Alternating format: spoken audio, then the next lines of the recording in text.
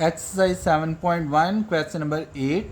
The points A and B are the ends of the diameter of a circle. यानी हमारे पास एक circle है, तो सर्कल का जो डायामीटर है, डायामीटर वो लाइन होती है जो सेंटर में से गुजर कर दोनों बाउंड्रीज को टच करती है, यानी यहाँ से यहाँ तक ये डायामीटर है। तो यहाँ पर ए और बी दो पॉइंट्स हैं जो कि डायामीटर के एंड पर मौजूद हैं, यानी एक पॉइंट इस तरफ ए हो गया और दूसरा पॉइंट इस तरफ बी हो गया, यानी डायामीटर ए और बी को मिलाने वाली सीधी लाइन जो सेंटर में से गुजरे, तो ये डायामीटर है। तो क्वेश्चन में कहा गया है कि ए और बी जो है ये डायामीटर के एंड पर मौजूद हैं किसी भी सर्कल के, तो सर्कल के डायामीटर के एक एंड ए है और दूसरा एंड बी है। फाइंड द सेंटर, एक तो हमने सेंटर मालूम करना है and radius of a circle, और रेडियस मालूम करना है। सेंटर ये आ गया, यानी दोनों पॉइंट्स का सेंटर, ये सेंटर हमेशा मिड में होगा, यानी ए और बी बाउंड्रीज के मिड में सेंटर होगा। तो इसका मतलब अगर हम मिड पॉइंट लगाएं, मिड पॉइंट फार्मूला लगाएं, तो हम सेंटर मालूम यानी मिड पॉइंट ओ मालूम कर सकते हैं। तो मिड पॉइंट फार्मूला लगाने से हम ओ मालूम कर लेंगे, तो ओ एक्स वाई, यानी ओ पर जो एक्स और वाई होगा ये हमने मालूम करना है, is equal to x1 plus x2 divided by 2 comma y1 plus y2 divided by 2, ये मिड पॉइंट फार्मूला आ गया। तो मिड पॉइंट फार्मूला में अब यहाँ पर x1 x2 और y1 y2 क्या है।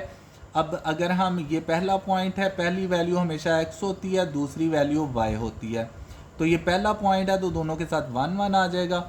इसी तरह यहाँ पर भी पहली वैल्यू x और दूसरी वैल्यू y है, तो ये दूसरा पॉइंट है तो 2 2 आ गया, यानी एक्स वाई पहले पॉइंट का और एक्स वाई दूसरे पॉइंट का।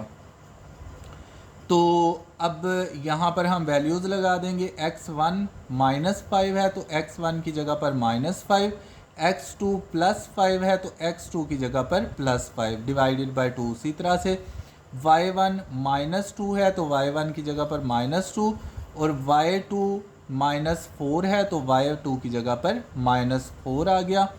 +5 -5 कैंसिल हो गए, यानी 5 में से 5 निकले तो 0 0 डिवाइडेड बाई 2, और -2 -4 -6 डिवाइडेड बाई 2, 0 डिवाइडेड बाई कुछ भी हो वो 0 ही होता है। ये कट गए, 2 1 द 2 2 3 द 6, तो -3 जो है ये आंसर। तो इसका मतलब कि जो सेंटर है ओ ये 0 और -3 है। तो सेंटर जो है वो हमने मालूम कर लिया मिड पॉइंट फार्मूला लगाकर। अब दूसरे नंबर पर हमने रेडियस ऑफ अ सर्कल मालूम करना है। रेडियस क्या होता है, सेंटर से लेकर बाउंड्री तक का डिस्टेंस। तो सेंटर से लेकर बाउंड्री तक का डिस्टेंस ये जो है ये आर है, इसको हम रेडियस बोलेंगे। तो इसका मतलब ओ से ए तक का डिस्टेंस हमने मालूम करना है। अब ओ हमारे पास जो है ये 0 और -3 है, और ए जो है ये हमारे पास -5 और -2 है। तो अब अगर यहाँ पर अगर हम देखें तो हमारे पास ये दो पॉइंट्स हैं, यानी ए है -5 और -2 और बी ओ है 0 और -3। तो ये दो पॉइंट्स हैं हमारे पास, तो ये x और y, और ये पहला पॉइंट है तो 1 1, ये x और ये y, तो ये दूसरा पॉइंट है तो ये 2 2। अब इस पॉइंट को हमने निगलेक्ट कर देना है, इग्नोर कर देना है, इस पॉइंट को हमने x2 और y2 के तौर पर ले लेना है। तो हमने डिस्टेंस मालूम करना है, तो हम डिस्टेंस फार्मूला लगाएंगे, यानी o से a तक का डिस्टेंस। तो x2 - x1 का whole square plus y2 - y1 का होल स्क्वायर और इसका सारे का अंडर रूट, ये हमारे पास डिस्टेंस फार्मूला है।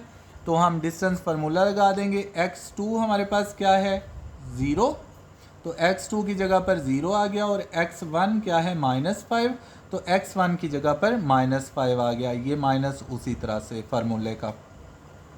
y2 हमारे पास जो है -3 है, तो y2 की जगह पर -3, ये माइनस फार्मूले का, और y1 -2 है तो y1 की जगह पर -2 आ जाएगा। अब हम इसको सॉल्व कर लेंगे, तो माइनस माइनस प्लस, तो 0 + 5 5 आ गया, इसका होल स्क्वायर, ये प्लस फार्मूले का, माइनस माइनस प्लस, तो -3 + 2, -3 में से प्लस के 2 निकालेंगे तो माइनस का 1 बचेगा, यानी 3 - 2 1 और साइन बड़ी का, और इसका भी स्क्वायर आ जाएगा। अब 5 का स्क्वायर 25 और माइनस का स्क्वायर प्लस 1 का स्क्वायर 1, तो 25 + 1 26। तो इसका मतलब हमारे पास जो रेडियस है, रेडियस 26 जो है इसका आंसर आ जाएगा।